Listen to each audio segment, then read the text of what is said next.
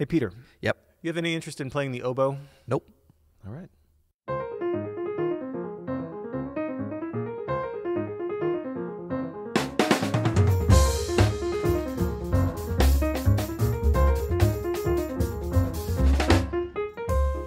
I'm Maness. I'm Peter Martin. And you're listening to the You'll Hear It podcast. Daily jazz advice coming at you. Coming at you today. Happy Friday, everybody. We've had a great week around here, and good time making the podcast with you, buddy. That's right. It's good. Now, just what was the question about the oboe for? Because I didn't want to be so negative, but I can tell you why I don't have an interest in it. Well, we have a question from an Open Studio staff member.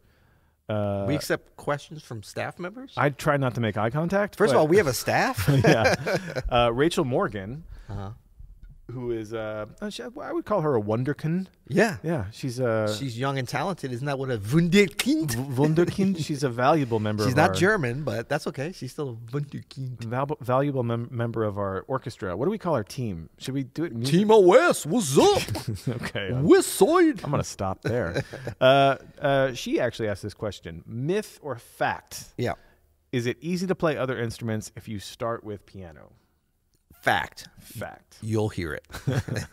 Well, I think that's an interesting question. First of all, I think it's easy to play other instruments if you start with any other instrument. Yeah. If you know music, it's obviously easier to pick up other instruments because you kind of have a head start of learning all about music. Yeah. And I mean, so I guess the question, I think there's no dispute about that. Multiple instruments, you get into a whole nother trajectory of development.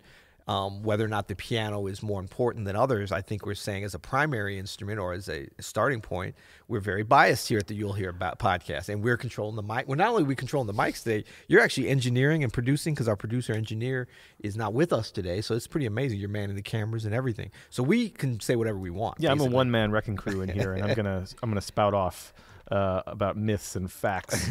No, you know what?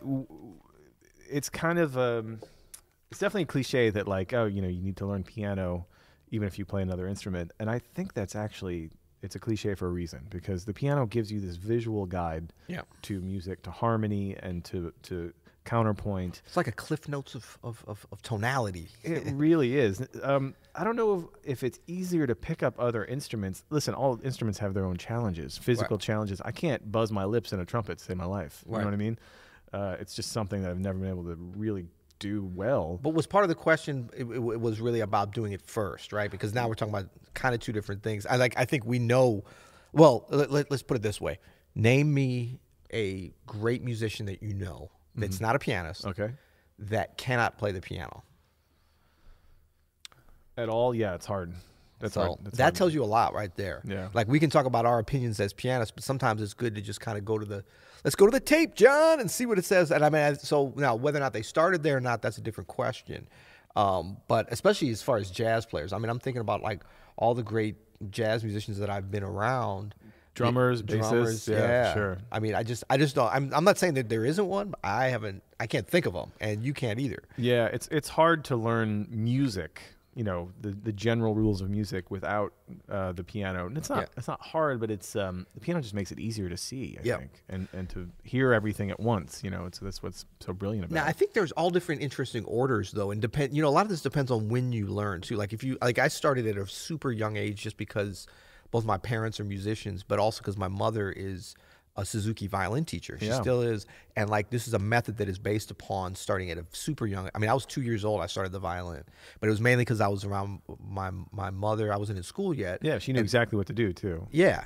But it was also just kind of like stick a violin in my hand while she was teaching other, and I saw it and I was around it. Yeah. So I picked it up actually even before piano, although I was playing a little bit at the piano, but the violin I definitely was kind of like primary there for a minute. And so it's interesting. I still come from like a point sometimes, like when I pick up a violin now and play, in some ways I'm more intuitive. Like, that's stuck with me all my life than piano, because I kept playing it for a long time and I kind of know the instrument, but I can play certain things by ear in a way on the violin. Like, I don't even think about the notes. I'll just like I can go to the pitches and stuff in a intuitive way that harkens back to little 2-year-old Peter in a way. Yeah. Bad sounding and immobile, but you know, it's so. I mean, I think that there's not a right or wrong way outside of the like no matter if you start or not on piano, especially for a jazz player, you're going to get a lot out of adding that piano into a mix or starting there.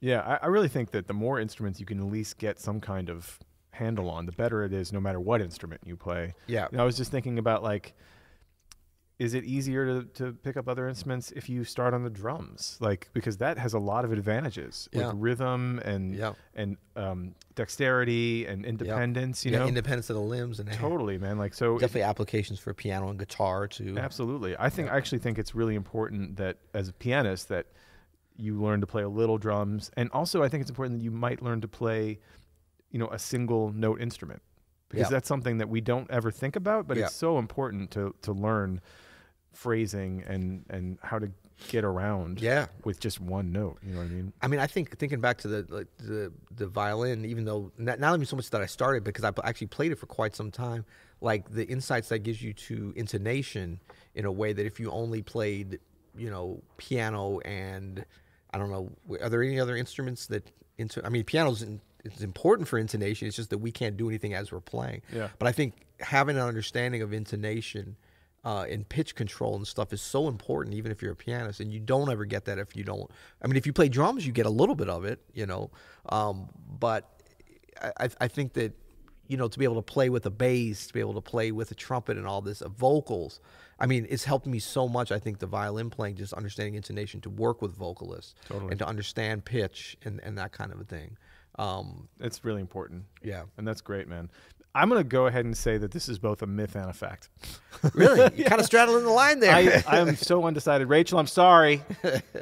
But because I think agree, it's a fact that it can help, but I think it's not the only thing that can help. Right. You know what I mean? There are other instruments can help. So actually I think what we're really saying, it's neither a myth nor a fact. Is that what we're saying? I think so. Well, because a fact, wait, read the question again, please.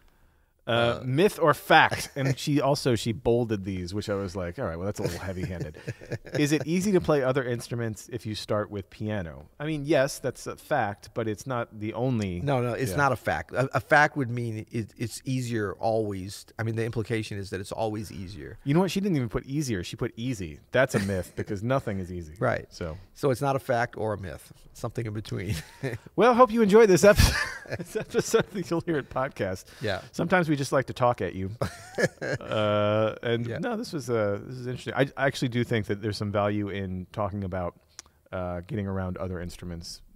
No matter what instrument you play, there's so much value in learning the drums. There's so much value in learning the piano. There's so much value in learning the trumpet or an ear instrument, focus instrument. And it doesn't have to be like a big. I mean, people think, I have to get a teacher or buy a course. Although we do have several available if you're interested. No, but I mean, it really can be. Get some drums. There's a guy I know that's been trying to sell me this acoustic bass, but I should get it because we had one here before. We kind of could use one. It's really good, and it was like a couple $100s. It's almost to the point of like, what's up, man? I know. So I mean, you could do that and just learn, you know, teach yourself a little bit or whatever. Totally. It gives you a whole nother approach and perception. All right, I'm gonna save this episode with some rave reviews. Oh, are we still getting reviews? We are getting reviews. It's Friday, so I wanted to make sure that we hit on these reviews. We got a couple of new ones, and there are a lot of stars, Pete. Well, the first one, as long as minimum 7. The first one, this is so good. So it's 5 stars officially, but in the title, they've actually added 7 stars. Like little emoji star symbols, and parentheses 7-star review. Yeah. Now, you don't get to review your own review. I feel like we're about to. I give them 7 stars for this. No. I wonder if like they're giving themselves it's a 7-star review of the review. Interesting. We'll be the judge of how these stars. No, I'm sure it's great. So okay, this has become a favorite podcast of mine. Peter and Adam are fun to listen to and have some great practical jazz knowledge to drop on you. We try not to hurt you. We're dropping knowledge up in here, yo. You don't need to be a jazz pianist or musician to come away with something. Serious jazz fans will enjoy this too, by Saxonymous from the United States of America. Right. Thank you. Is that via the Apple podcast system, I believe? It is. Is that where it comes to us? Nice. Yeah.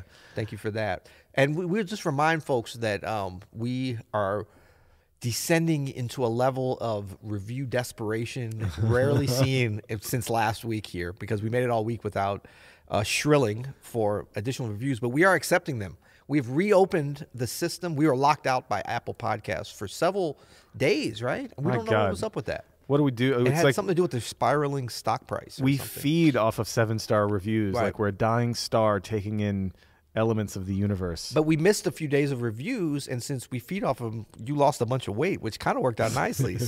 But now it's time to be nourished with your love and affection for us. No, look, this is the thing. You leave us. Well, I have one more. Oh, okay. Yeah, I have okay. another. This is the one I was. We're gonna actually have reviews instead of talk about reviews. You'll hear it. 5 stars. But then they immediately say, giving this a rating of 5 stars is not enough. Well, obviously. How about 5 quadrillion stars? Well, let's not overdo it, but okay. This is in my humble opinion, obviously. The best bolded jazz podcast ever. Focusing on questions asked by musicians, Peter and Adam present extremely positive, helpful advice, examples, and encouragement. Oh, we can get negative, buddy. Don't worry. Yeah. That all levels of musicians can enjoy and benefit from. Be careful, though, because once you start listening, you'll get hooked. Oh, come on now. But don't just take my word for it. Click on any of their podcasts, and you'll hear it. Very clever. That's from Alia, who's a longtime friend of the podcast and an Open Studio member. Goes by Tritone Subs on iTunes, which is nice. killing. Yep. Man, so good to hear from you. Glad you're digging the podcast.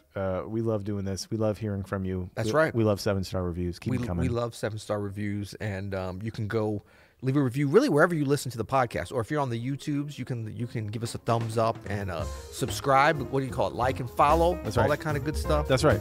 Send us the love, baby. That's right. Well, until next week. You'll hear it.